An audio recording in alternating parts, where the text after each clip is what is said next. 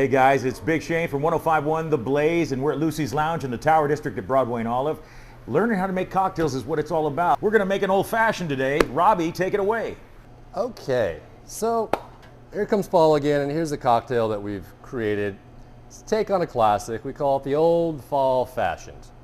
Now, typical old fashions, or I don't know where you get them, but our typical old fashioned uses a little bit of sweetener, bitters, a good bourbon, mid-range, usually a little spritz of orange wheel and a cherry. So we're going to kind of play on that for the fall season. Gonna take our cinnamon syrup. Instead of like a demerara or a simple syrup, we're going to use cinnamon, just a little bit. And we're going to take this Quinta de la Rosa. It's a ruby port. Now, these are kind of fun to play with. Some people like them for dessert and sipping. Some people use them for a marinade. I like to use them in cocktails because it takes very little of this to give out a really good flavor. All right.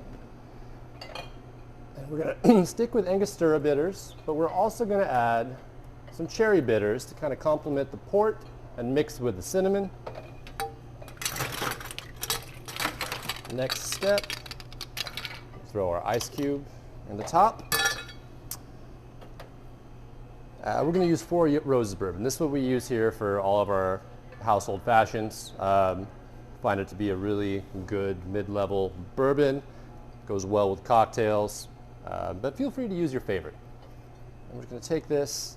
Now this one, you can measure it and pour it, but I personally like to free pour this one. What it does is that you kind of get a swirl in the glass. You'll be able to see when you do this, it starts mixing the cocktail right away. Measure, pour it in, you can mix it yourself. I prefer this method. One, right there.